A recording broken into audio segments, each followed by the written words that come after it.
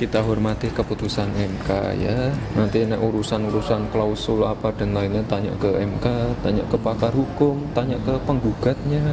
Buat sekali-sekali penggugatnya ya diwawancara gitu loh ya. Sering berstatement banyak yang memberikan penawaran. Gitu loh. Ya silahkan memberikan penawaran. Tapi ya tunggu keputusan saya juga dong. Ya. Selama ini memang Mas Gibran tidak ambil keputusan gitu ketika dapat pinangan itu. Saya sendiri kan tidak pernah mengajukan diri. Iya. Dari sana mengajukan ini sebagai ini, dari sana mengajukan ini sebagai ini. Sejumlah pihak pun sudah menggadang-gadang Gibran untuk menjadi calon wakil presiden mendampingi Prabowo Subianto. Di sisi lain, Gibran adalah kader PDI Perjuangan yang sudah mengusung Ganjar Pranowo. Apakah dengan putusan MK ini akan menjadikan Gibran semakin dilirik oleh Prabowo ataupun Ganjar untuk jadi cawapres? Tim Liputan Kompas TV.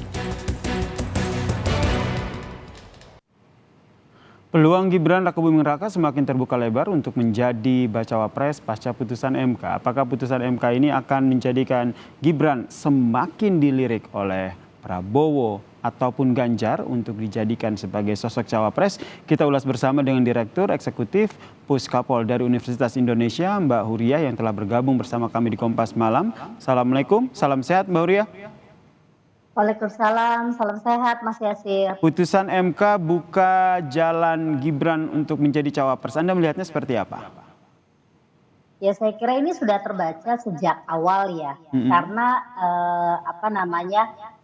putusan MK yang kita saksikan sore ini gitu ya, itu adalah titik kulminasi gitu dari upaya-upaya yang selama ini memang dilakukan oleh politisi gitu ya, oleh aktor elektoral untuk melanggengkan kekuasaan dengan cara melakukan rekayasa kompetisi elektoral, baik itu secara politik maupun secara legal formal gitu ya, lewat jalur Mahkamah Konstitusi gitu.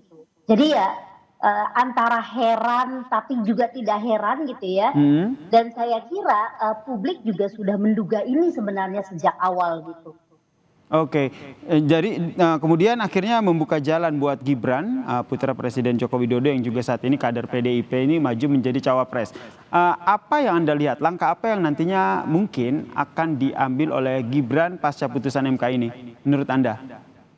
Ya sejak awal kan kita tahu ya bahwa ada motivasi politik yang sangat besar gitu ya di balik gugatan yang disampaikan oleh banyak pihak gitu ya ke MK.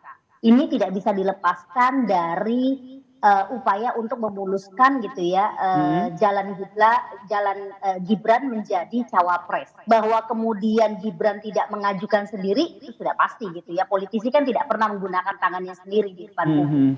Nah, jadi kalau kita lihat gitu ya, prediksi yang paling kelihatan ke depan adalah bahwa Gibran gitu ya tidak punya hambatan regulasi lagi untuk menjadi cawapres.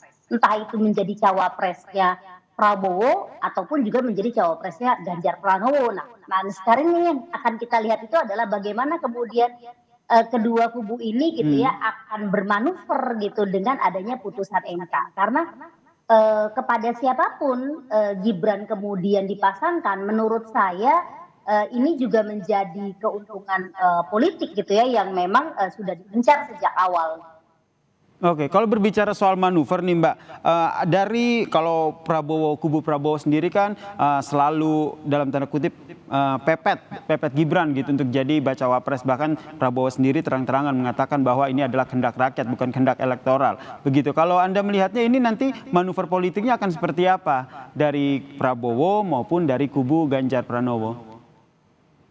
Ya, kalau dari Prabowo kan memang sudah jelas sekali ya. Ini kalau saya melihat begini, kenapa kemudian sangat ngotot gitu ya mendekati Jokowi, mendekati keluarga Jokowi. Pertama memang hitung-hitungan politik gitu ya.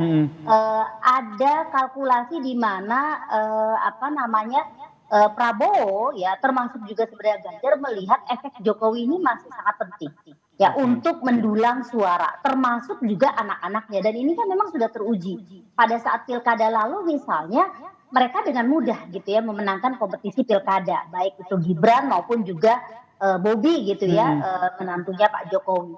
Nah, hitung-hitungan yang saya lihat sekarang gitu ya dilakukan oleh partai politik.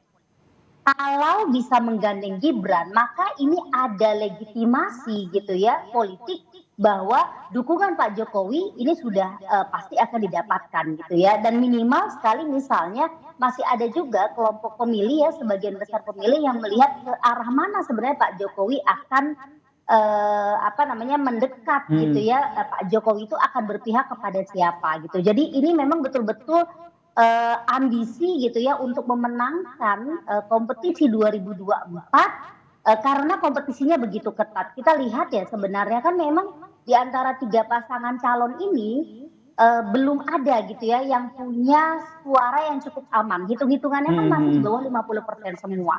Sehingga posisi cawapres, siapa yang menjadi cawapres itu sangat menentukan, dan saya kira disinilah kemudian gitu ya Gibran dianggap sebagai sosok yang punya popularitas dan elektabilitas yang mengerek gitu ya, mampu mengungkit suaranya Prabowo atau suaranya Ganjar Pranowo. Nah, ini berarti tidak hanya Prabowo Subianto ya, tapi juga Ganjar Pranowo begitu. Kalau dari PDIP sendiri, kalau kita lihat saat ini kan memang tidak terang-terangan begitu ingin menggaet ataupun meminang Gibran untuk dijadikan sebagai cawapresnya Ganjar. Anda melihatnya nanti langkah dari PDIP ini seperti apa terhadap Gibran yang sampai saat ini masih kader PDIP? Ya, kalau kita lihat tren waktu 2014 lalu ya Mas Yasir ya, kan memang ada logika yang berbeda sebenarnya gitu ya. Apa yang menjadi pilihan, preferensi pilihan partai sebenarnya bisa jadi awalnya berbeda. Dulu juga gitu kan, Pak Jokowi bukan menjadi preferensi utamanya Ibu Megawati gitu ya pada saat 2014. Tetapi ketika ada desakan, ada dorongan yang begitu kuat dari bawah, juga partai punya ambisi gitu ya untuk memenangkan politik elektoral, maka kemudian pragmatismenya akan kelihatan gitu. Dan saya kira berkaca dari pengalaman 2014 lalu, bukan tidak mungkin misalnya ya karena memang sudah tidak ada lagi halangan bagi Gibran gitu ya untuk menjadi cawapres. Sekarang ini tinggal negosiasi dan dulu-duluan mana aja gitu ya. Apakah Prabowo yang memang dari awal sudah declare gitu ya mau meminang Gibran, atau ya PDIP yang tidak mau kehilangan kadernya, tidak mau kehilangan suaranya, akan buru-buru menggait Gibran. Apalagi secara formal gitu ya saat ini kan Gibran memang masih menjadi kader PDIP gitu ya. Tetapi satu hal yang menurut saya juga tidak bisa kita nafikan adalah ambisi dan juga kepentingan dari keluarganya Jokowi sendiri gitu ya Mas Yasir. Jadi ini bukan hanya soal ada Prabowo ya yang begitu ngotot, begitu ingin gitu ya meminang Gibran, tapi kita juga bisa melihat gitu ya bagaimana manuver yang dilakukan oleh Pak Jokowi dan keluarganya. Oke, berarti Anda melihatnya Gibran ini setelah putusan MK ini sama-sama dilirik baik oleh kubu Prabowo maupun kubu Ganjar begitu, sehingga kartunya sekarang ada di Gibran. Kira-kira saya mau milih yang mana ya? Begitu ya, Mbak? Betul sekali, dan ini jadi ya akhirnya jadi bergening politik gitu kan, karena siapapun yang meminang lagi-lagi kemudian hasrat untuk melanggengkan kekuasaan gitu ya melalui penerusnya itu akan bisa tercapai gitu. Karena tuh juga sebenarnya kalau kita lihat ya antara Prabowo dan Ganjar ini kan sama-sama menjanjikan kelanjutan dari Jokowi gitu ya. Jadi ada dua pilihan yang sebenarnya kurang lebih sama gitu ya, tapi orangnya berbeda. Baik. Jadi, saya kira akhirnya kondisinya nih seperti ini gitu ya. Ada di satu sisi ada keinginan dari partai politik untuk memenangkan kompetisi elektoral yang memang tingkat persaingannya begitu ketat dan tidak pasti. Baik. Yang kedua juga ada ambisi dari Jokowi gitu ya untuk melakukan kekuasaannya melalui tangan anak-anaknya. Baik, kita nantikan ya seperti apa langkah politik yang diambil oleh Gibran pasca putusan MK yang tampaknya membuka jalan nih bagi Gibran untuk menjadi cawapres. Terima kasih Direktur Eksekutif Puskapol Universitas Indonesia Mbak Huriah telah bergabung bersama kami di Kompas Malam. Salam sehat Mbak.